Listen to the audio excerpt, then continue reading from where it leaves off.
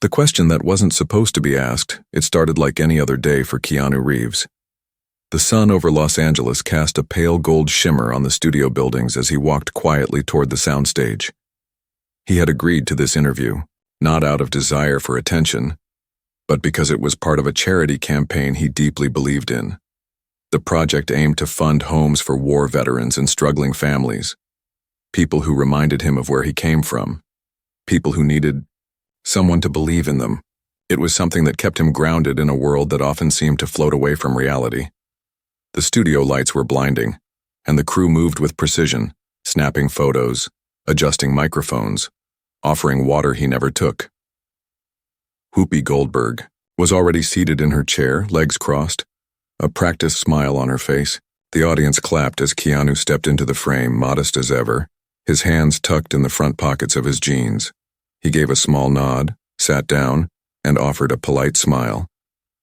"So, Keanu," Whoopi began, leaning in just slightly, "you've been called a lot of things, stoic, mysterious, even boring, but lately some say your silence hides something else, something darker. Care to clear that up?" The crowd laughed awkwardly. Keanu blinked once. That wasn't the question he had been told would come first. His team had prepared him for questions about his charity work, his recent film, his childhood. Not this. He didn't speak right away. Instead, he looked at her. Not with anger, not with surprise, but with a calm curiosity, as if he was trying to understand what she really meant beneath the sarcasm. The room felt colder. "I think," he said slowly. "People say a lot of things. When they don't take time to listen." A few people in the audience shifted uncomfortably. Whoopi raised her eyebrows, clearly not expecting that answer. "So you think people misunderstand you?" "I don't think about that much," he replied. "I think about people who are hurting, people who go through life unseen. I just try to be one of the people who sees them." That's when it happened. The mocking smile returned to Whoopi's face. She tilted her head dramatically and said, "Wow, that's deep, Keanu. Do you rehearse these lines in the mirror, or do they just come naturally when the camera's on?" The laughter this time was louder, harsher, less nervous. But Keanu didn't flinch. He looked away for a moment, his eyes falling on a young woman working behind the camera. Her hands were trembling. Maybe it was her first big production, maybe she was just cold. But he noticed. Then he turned back to Whoopi. "I don't rehearse pain," he said quietly. "I've lived it." You could hear a pin drop. Whoopi blinked, clearly thrown off for the first time. "Well," she stammered, "we've all had tough times." Keanu nodded. "That's true, but not all of us use someone else's pain for ratings." There was no anger in his voice, no arrogance, just something deeper, something real, something most people on that set hadn't heard in a very long time. The interview moved on awkwardly. Whoopi tried to shift the tone, asking about his movie, trying to inject humor, but the energy had shifted. And Keanu? He never once raised his voice, never once rolled his eyes or gave in to sarcasm.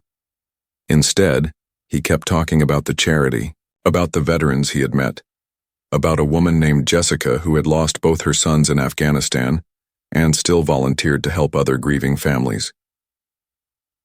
By the time the cameras stopped rolling, the crew was silent. Even Whoopi seemed unsure of how to end the segment. She gave a weak thank you and Keanu stood, gave a respectful nod and walked off the set. But that wasn't the end. Outside the studio, a small crowd had gathered. Among them was a boy no older than 12 holding a sketchbook.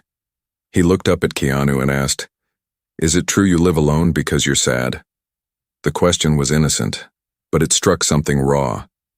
Keanu crouched down beside him and said, "I live alone because I want to make room for the people I carry with me." The boy didn't understand completely, but he smiled anyway. He handed Keanu the sketchbook. Inside was a drawing of Keanu standing in front of a dark mountain with light coming out of his chest. Keanu signed the corner and whispered, "Never stop drawing the truth." Hours later, clips of the interview began surfacing online. Headlines screamed about the tension, the awkward silence, the shocking response. But what really went viral was not the confrontation. It was the moment he spoke about unseen people. Those few words lit a fire in thousands of hearts. And what no one knew, not yet, was that the moment Whoopi had tried to mock, the one she thought would define him in a negative light, had actually opened the door to a story much deeper, much older, and far more powerful than anyone had expected. Because the truth was, that interview had touched a nerve not just in the audience, but in Keanu himself. A nerve that hadn't been touched in over 20 years. A nerve that would soon lead him back to a promise he had once made, and broken, and the woman who had never forgotten it. The woman behind the silence. The night after the interview, Keanu sat alone in the quiet corner of his Los Angeles home, the city lights bleeding faintly through the sheer curtains.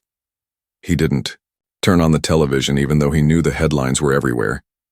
His phone vibrated on the table beside him, screen flashing with endless messages, some full of praise, others confusion, a few with quiet gratitude from strangers who had seen the moment and felt something shift inside them, but he ignored them all. Instead, his mind had drifted to a face he hadn't thought about in years, not because he forgot, but because the memory hurt too deeply. It was the face of a woman named Amelia, a journalist, not famous, not rich, but someone who had once changed his life with just a pen and a question that didn't mock, but listened. He first met her over 2 decades ago, during a film shoot in a small village in South Africa. The project had brought him far from home, into a land where children ran barefoot and laughter echoed through dusty streets. The days were long and the nights quiet, and that's where Amelia had appeared. Small notepad in hand, eyes sharp yet soft, speaking not to dig up gossip, but to understand. She wasn't there for the movie. She was there to write about the village, about a school for orphans that was falling apart from neglect and broken promises by international donors. Her questions were never invasive. They were thoughtful, curious, and kind. He remembered her asking him once, "How do you carry grief without making others feel its weight?" At the time, he didn't know how to answer. And maybe he still didn't. But she had listened without expecting him to be profound. She had simply listened. They had shared coffee under starlit skies, traded stories that had nothing to do with Hollywood. And one day, just before she was supposed to leave, she gave him a letter. She told him not to open it until he got back to the States. When he did, weeks later, he had already begun to forget the sound of her voice. But the words in that letter stopped his heart. She had written, "If one day you become a voice louder than mine, don't speak for the cameras. Speak for the silent." He had kept the letter tucked inside a worn copy of a poetry book on his shelf. For years, he'd carried that phrase in his choices, in the charities he supported, the people he noticed, the paths he turned down. But what he hadn't done, what haunted him now, was the one promise he'd made to her and never fulfilled. He had promised to return. He had told her he would visit the school again, to help rebuild it, to use his fame not just for awareness, but action. But after the filming wrapped, life took him in 1,000 different directions. The years blurred into red carpets, premieres, loss, loneliness, and silence. And now, in this moment of internet fury and unexpected attention, her voice returned like a soft echo through the noise. She would have never mocked anyone. She would have seen the trembling hands of that young woman behind the camera. And somehow it made him feel small. Not in a painful way, but in a way that reminded him, humility isn't weakness. It's a call to do better. He got up slowly, walked to his bookshelf, and pulled down the poetry book. The letter was still there. The ink had faded, but her handwriting was unmistakable. He held it for a long time, reading the final line again and again, as if trying to unlock something inside himself. But then something caught his eye. A name. The name of the village, Kyaleni. And underneath it, scribbled lightly in pencil, was an email address. He had never noticed it before.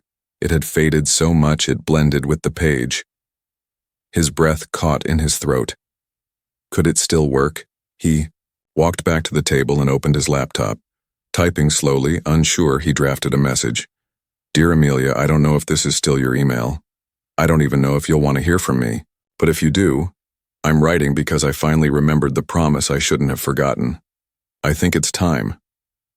Are you still there? He stared at the blinking cursor for a long time before hitting send. His heart raced in a way it hadn't in years. Not because he feared rejection, but because a part of him feared she might not be there anymore. 3 days passed. Nothing. He went about his days quietly, still receiving waves of attention online, still answering only a few calls, still finding himself drawn to the small boy's sketch in his kitchen, Keanu with light in his chest. He kept looking at it like it was a message from the universe he hadn't deciphered yet. Then, on the 4th day, he heard the soft ping of an email. He opened it with trembling hands. Keanu, you remembered. I didn't think you would. I'm still here, but the school isn't. Not like it was. If you're serious, come. Not with cameras, come like before. I'll be waiting. No signature. Just those words. The next morning, he canceled 2 interviews, rescheduled a press tour, and packed a small bag. No entourage, no suitcases, just the basics. As the plane took off, he looked out the window and whispered something only the sky could hear. I'm sorry I took so long. What he didn't know, what the world was about to learn, was that Amelia wasn't just waiting to reconnect. She was hiding a secret that had everything to do with why the school had fallen, a secret that might shake everything he thought. He knew about his past, and himself. The ruins we carry, the air in Kyaleni was different. It smelled of red soil, wood smoke, and memory. When Keanu stepped out of the tiny propeller plane that touched down on the cracked runway, he felt the past wrap around him like a familiar old coat. It had been 23 years, yet the landscape still carried the shape of those days. The hills that framed the village, the open fields where barefoot children used to chase clouds, and the crooked fence by the old market where he once helped repair a broken cart. But the people were different now. Older. Wearier. There was no crowd to greet him, no cameras trailing behind. Just a quiet man with graying hair holding a handmade sign that read K. They exchanged a nod, and without a word, the man helped him into an old pickup truck and drove in silence through dusty roads and silent glances from villagers who weren't quite sure if they recognized him or were simply too tired to care. As they arrived at the edge of the village, Keanu saw the school, or what was left of it. The outer walls were crumbling, paint chipped away, windows missing, the roof partially collapsed. Weeds had swallowed the playground. A single rusted swing hung crookedly, creaking with the wind. His chest tightened. He had remembered this place with laughter in the air, rows of eager faces learning under a leaky tin roof, voices filled with hope. Now, silence. The truck rolled to a stop, and the driver pointed toward a figure standing beneath an acacia tree, arms crossed, scarf fluttering in the wind. It was Amelia. She hadn't aged the way the world often imagines women aging. There were lines on her face, yes, but they told stories, not of weariness, but of endurance. Her eyes were the same. Clear, searching, warm beneath the cautious distance she held in her stance. She didn't smile right away. Instead, she walked slowly toward him, the wind catching her voice as she said, "You came." Keanu nodded, unsure of what to say that wouldn't feel like an apology too late to matter. She studied him, then gestured toward the wreckage of the school. "This is what silence builds," she said softly. They sat under the tree on a bench made of repurposed wood, and she told him everything.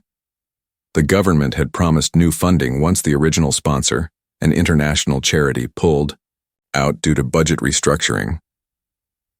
The villagers had waited. Amelia had waited. She had used her own money to keep a few teachers paid, had even sold most of her belongings to fix the leaking roof. But eventually, the children stopped coming. Many families left for the city. And then one night, a fire broke out in the storeroom. No one knew how it started. The damage wasn't just physical. It shattered the spirit of the place. Keanu listened, his hands folded, eyes not leaving hers. He didn't try to defend himself. He didn't make excuses. Instead, he asked the one question that mattered. Why? Didn't you reach out again? Emilia looked down at her hands, then into the horizon. Because it wasn't your responsibility to fix what the world keeps breaking. I gave you that letter because I believed in you. I didn't want to beg. He swallowed hard.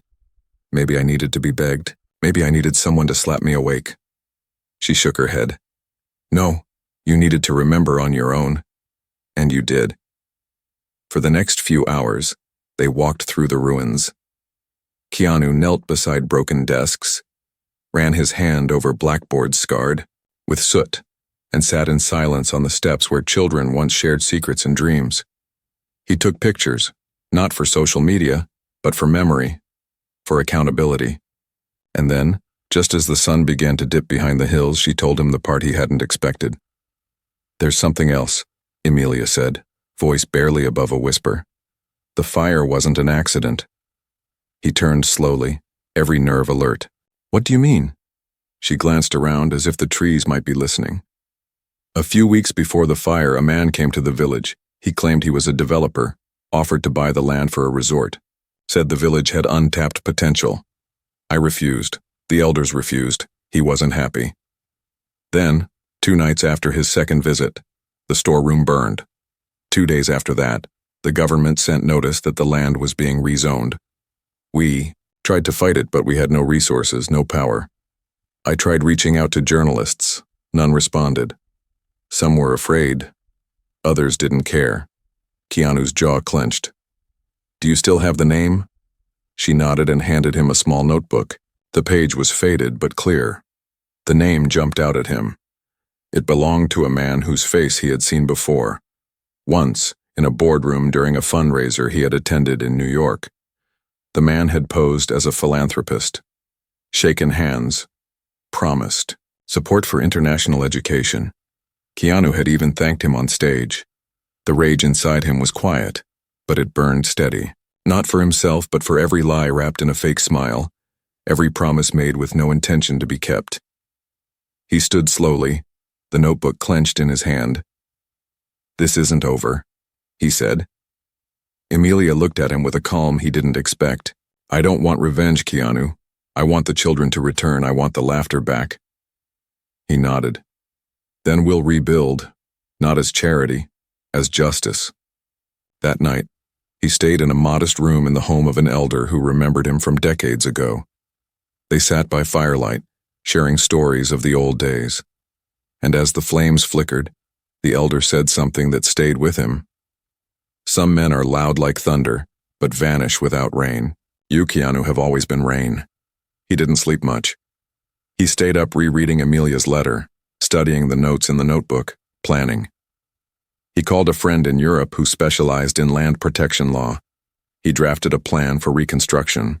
He began listing names of donors he could trust, not because they were famous, but because they were silent givers like him. And all through the night, he thought about what had been lost and what could still be saved. But as he set these plans in motion, far away in a luxury high-rise in Los Angeles, the man whose name was in that notebook received an anonymous message. It read, "The actor is back, and he knows." And in the shadows of power, another plan was already being set in motion, a plan to stop Keanu Reeves before the truth reached the world. Shadows in bright places. By the time Keanu returned to Los Angeles, something had changed in his eyes. The stillness he carried, the quiet grace people often mistook for detachment, was still there. But beneath it now burned something sharper, heavier. It wasn't rage. It was focus. The kind that came from remembering a promise and realizing it still had time to be kept. For the first time in years, he wasn't stepping back into Hollywood for a premiere or a photo shoot.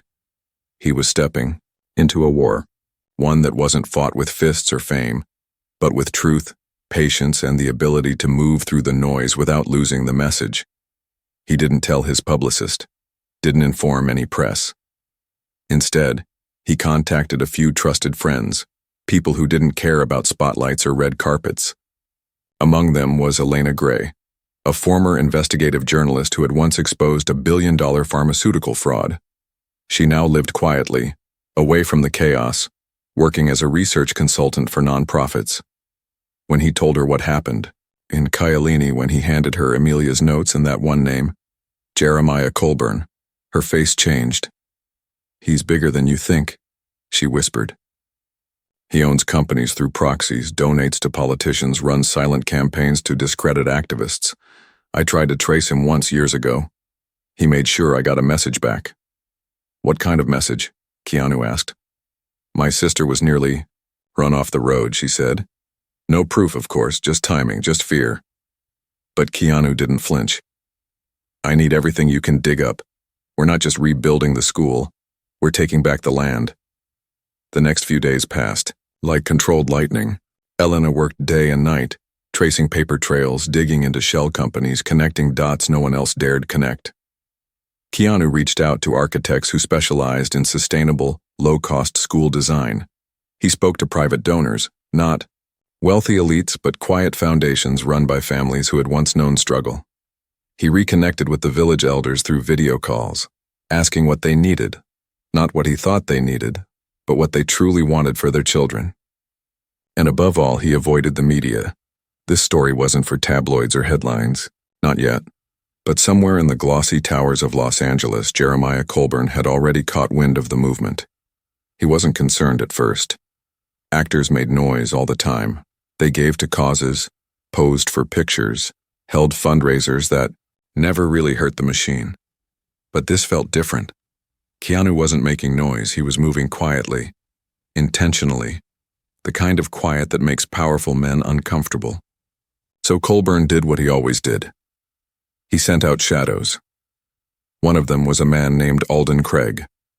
No one in the public knew his name, but he was the reason 3 small villages in Central America were turned into luxury spas. He had a knack for discrediting stories before they made headlines. One fake scandal here, one manipulated photo there, and suddenly even the purest intentions looked suspicious. He was ruthless, professional, and always stayed off camera. Craig's instructions were clear. Find out what Keanu knew. Stop the movement before it gained momentum. Ruin the story before it reached ears that mattered. What Craig didn't expect was the letter. The letter arrived in his office inside a sealed envelope with no return address. The handwriting was clean, delicate. Inside was a single piece of paper that read, "Some stories bury the truth. Some stories resurrect it. Choose wisely which one you want to be part of." Beneath the words was a photo of the Kyalini school, as it stood now, and next to it a photo of what it looked like years ago. Children smiling, books in hand, light pouring through a cracked window. For a moment, even Alden Craig hesitated. But business was business.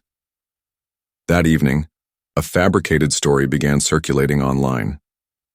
Anonymous sources claimed Keanu's recent trip to Africa was actually part of a personal investment scheme, suggesting he planned to profit from the land through hidden backers. Fake documents were uploaded, forum posts were planted, doubt was seeded. Keanu saw it. So did Elena, so did Amelia, but none of them reacted publicly. Instead, Keanu did something no one expected. He called Whoopi Goldberg. She hadn't heard from him since the interview. She was still dealing with the backlash, unsure how she had gone from interviewer to viral target. When his name appeared on her caller ID, she hesitated. But curiosity won. "Keanu?" Her voice was cautious. "Whoopi," he said, voice calm. "I need your help." A long silence. Then, "After what happened, I think we both know what happened was more complicated than it looked. I didn't come on your show to start anything. I came to talk about people who get ignored. And I think you know something about being misunderstood." That hit a nerve. Whoopi had built a career on defying expectations, being misread, being too bold or too quiet for people's comfort. She sighed. "What do you need?" "A platform, one where I can speak without edits, without spin. I want to talk about the village, about Amelia, about the lies being spread now." "And you're asking me?" "Yes," he said, "because maybe what we started can be finished properly." 3 days later, a special segment aired. No sponsors, no commercials, just a raw, honest sit-down. Keanu talked about Kyalini, about the fire, about the betrayal. He spoke about what it meant to remember a promise too late, and what it means to still show up anyway. And when he finished, Whoopi looked at the camera and said, "Sometimes, the most powerful voice is the one that never asked for attention. It just showed up when it mattered." The reaction was overwhelming. Real people, teachers, doctors, war veterans, struggling mothers, reached out with donations, letters, stories. A wave of silent support grew louder each day. The narrative was changing.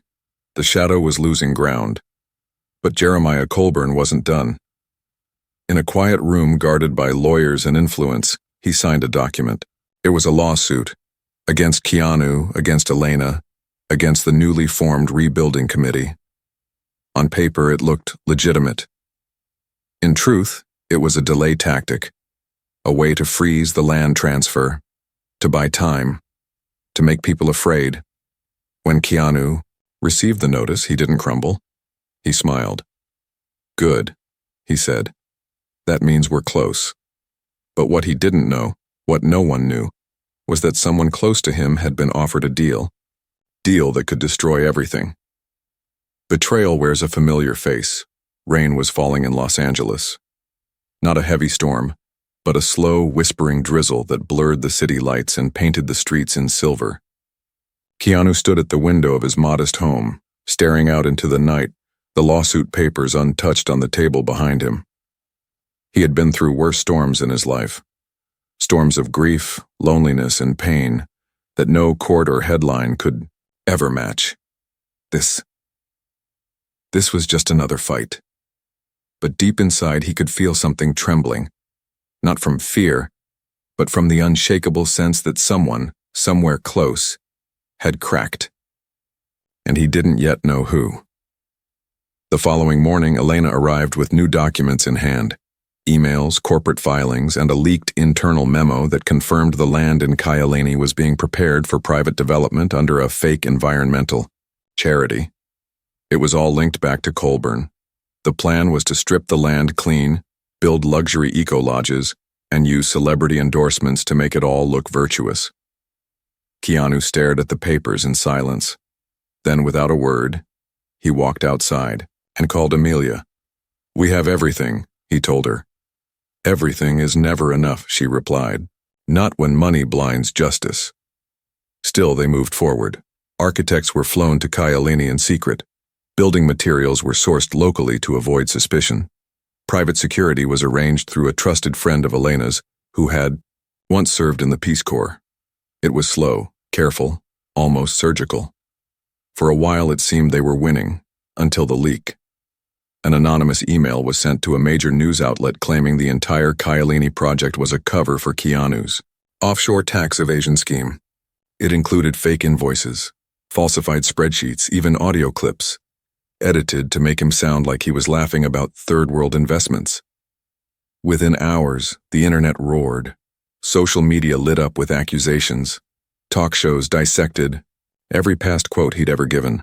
Some fans defended him, others turned. Sponsors pulled away quietly. A speaking event he had scheduled to raise funds for the school was abruptly canceled.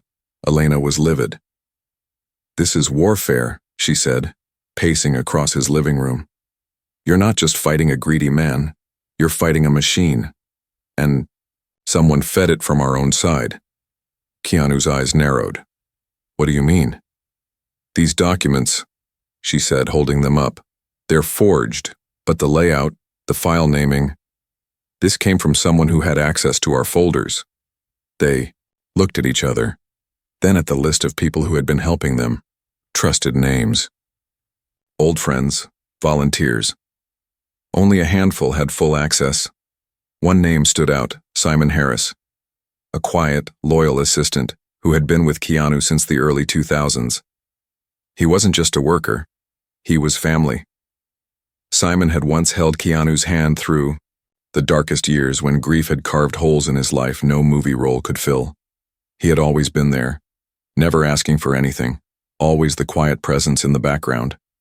He was the one who made the phone calls, scheduled the meetings, managed the passwords, and now, suspicion pointed at him. Keanu didn't want to believe it. But when he called Simon's number, it went straight to voicemail. When he checked his last location, the tracker had been disabled, and when he checked the server logs from their shared cloud folder, he saw the truth. Simon had copied files, just days before the leak. For a long time, Keanu sat in silence, shoulders heavy. Betrayal didn't hurt because of what was lost. It hurt because of who delivered the loss. And in this case, it wasn't just a leak. It was a break in the very foundation of trust he had built his life around. Elena placed a hand on his shoulder. "We can recover. We have proof. We can clear your name." "I'm not worried about my name," Keanu said softly. "I'm worried about the school, about Amelia, about what Simon just gave Colburn." Across the country, in a glass-walled suite overlooking the New York skyline, Jeremiah Colburn smiled as he read the report Simon had delivered. Detailed financial strategies, upcoming plans, donation lists, the architecture blueprints, everything.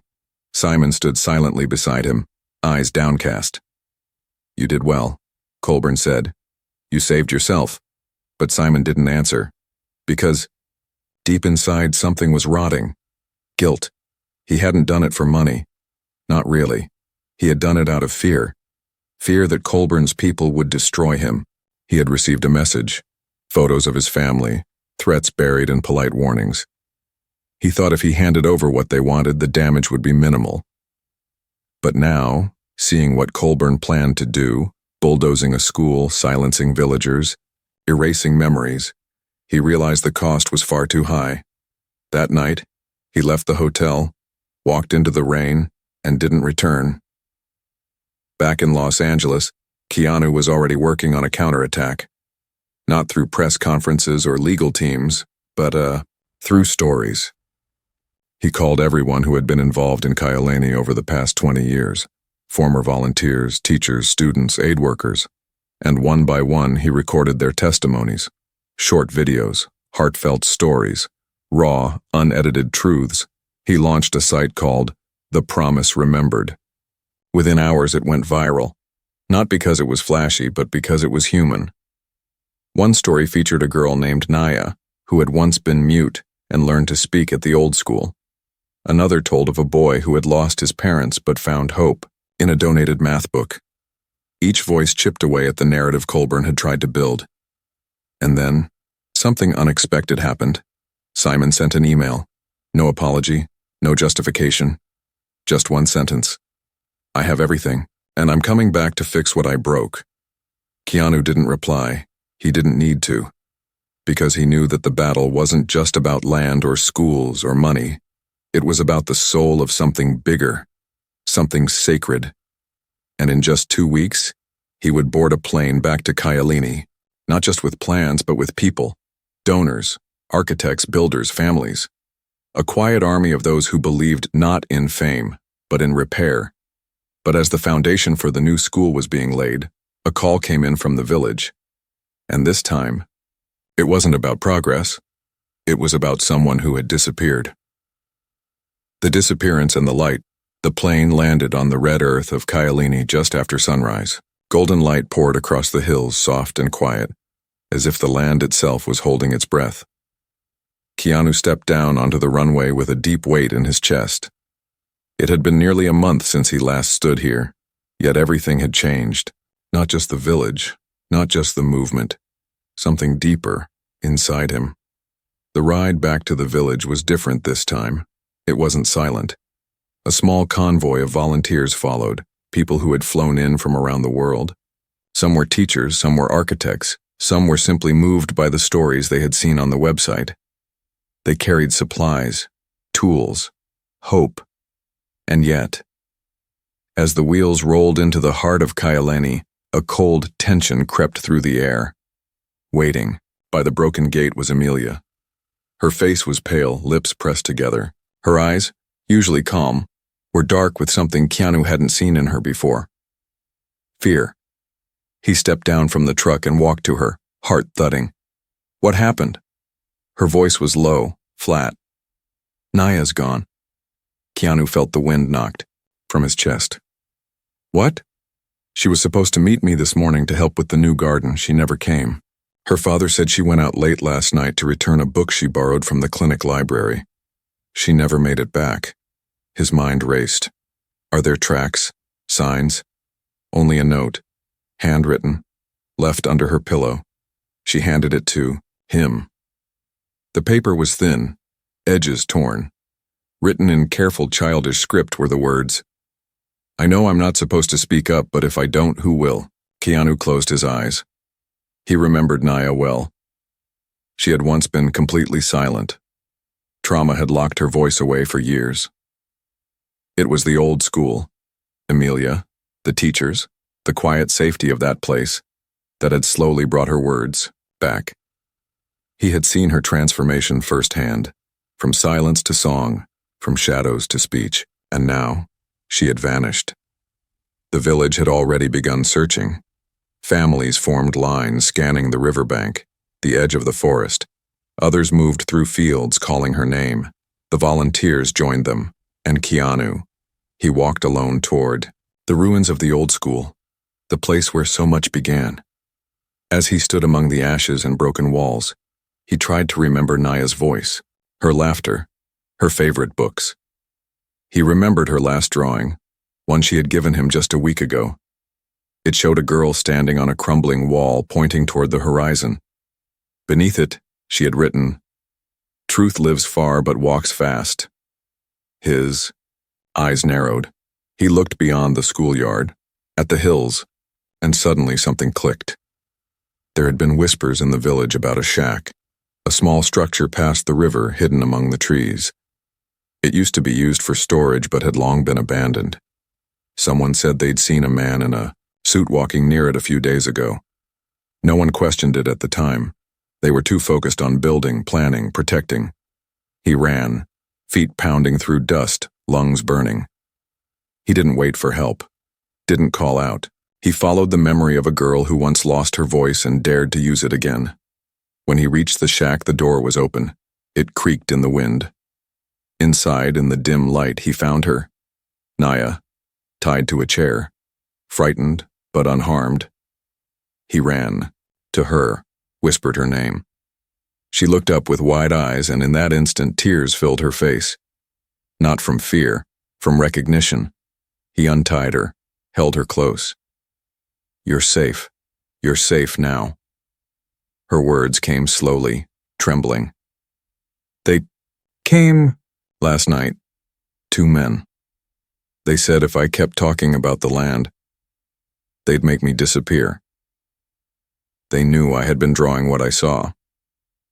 "Drawing what?" he asked gently.